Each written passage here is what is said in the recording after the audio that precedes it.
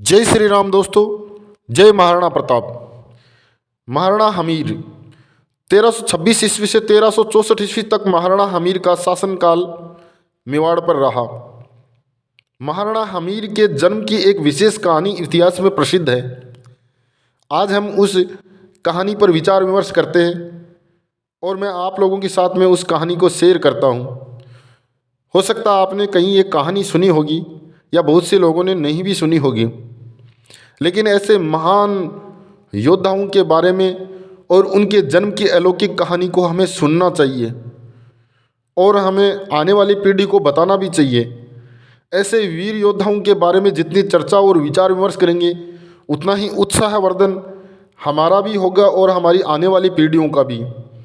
और आने वाली पीढ़ी में ऐसे ही वीर योद्धा होंगे।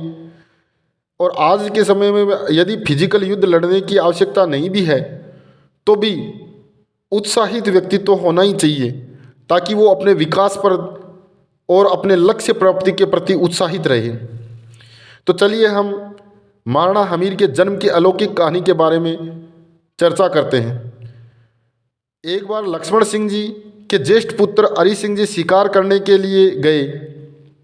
वहाँ पर एक घायल सुअर ज्वार के खेत में चला गया। हरि सिंह जी भी उसके पीछे पीछे खेत में जा रहे थे तो उस खेत में से एक लड़की ने आकर निवेदन किया कि आप घोड़ों से ही खेत में प्रवेश करोगे तो ज्वार खराब हो जाएगी, मैं सुअर को बाहर निकाल देती हूँ। लड़की ने एक छोटी सी लाठी से सुअर को बाहर निकाल दिया। लड़की का साहस देखकर हरि सिंह जी को बहुत ही आश्चर्य हुआ। हरि सिंह जी खेत के नज़दीक एक वृक्ष के नीचे आराम करने लग गए। तब लड़की ने खेत में से पक्षियों को भगाने के लिए गोफन चलाया। गोफन का पत्थर घोड़े के पैर पर लगा और उससे घोड़े का पैर टूट गया। उसके पश्चात लड़की सिर पर दूध की मटकी रखकर भैंस के 2 बच्चों को अपनी गोद में लेकर जा रही थी। उसके बल व साहस को देखकर हरि सिंह जी बहुत ही प्रभावित हुए। फिर उन्होंने उस लड़की से उसकी जाति पूछी। तब पता चला कि वह चंदाना चौहानों की राजपूत पुत्री है। नैन्सी की खात में भी उसी का नाम देवी लिखा हुआ है और उसे राजपूत कुल से बताया गया है। हरि सिंह जी ने सोचा कि ऐसी क्षत्रिय कुल की बलशाली लड़की से यदि कोई पुत्र हुआ तो वह निश्चित ही बलशाली होगा। इसी विश्वास के साथ में उन्होंने लड़की के पिता के पास विवाह का प्रस्ताव भिजवा दिया। लड़की के पिता ने उनके साथ में लड़की का विवाह करवा दिया।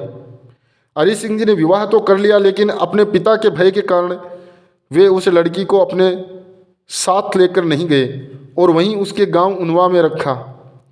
वहाँ पर वे यदा कदा शिकार के बहाने आते और उसके मिलकर जाते थे। इसी लड़की से हरि सिंह जी को एक पुत्र का जन्म हुआ और उस पुत्र का नाम रखा हमीर। हमीर अपने ननियाल में ही पले बढ़े और सारी शिक्षा वहीं ली। कालांतर में हरि सिंह जी और लक्ष्मण सिंह जी की मृत्यु हो गई। उसका उल्लेख 1303 ईस्वी के युद्ध में मिलता है, जहां उन्होंने चित्तौड़ की रक्षा के लिए अपना बलिदान दिया था। हरि सिंह जी की मृत्यु के पश्चात उनके छोटे भाई अजय सिंह जी शासन प्रशासन देखते थे। अजय सिंह जी को पता था कि हरि सिंह जी का एक पुत्र है जो अपने ननियाल में रहता है। उन्होंने हमीर को अपने पास बुलवा लिया। उस समय गोंडवान क्षेत्र में जो जोधपुर के आसपास है, मुंझा नामक एक योद्धा था जो बड़ी ही लूटपाट करता था। उस मुंझा को कोई भी जीत नहीं पा रहा था और हरि सिंह जी के पास ऐसा कोई क्षमा करें, अजय सिंह जी के पास ऐसा कोई योद्धा भी नहीं था। तब अजय सिंह जी ने यह कार्य हमीर को सौंपा। हमीर ने मुंझा को मार दिया और उसका सिर अपने चाचा के सामने लाकर रख दिया। हमीर की वीरता देखकर अजय सिंह जी बहुत ही प्रसन्न हुए। वह हमीर को बड़े भाई का पुत्र होने के नाते ठिकाने का वास्तविक शासक भी यही है ये मानकर उन्होंने उस ठिकाने का प्रशासन उनको सौंप दिया।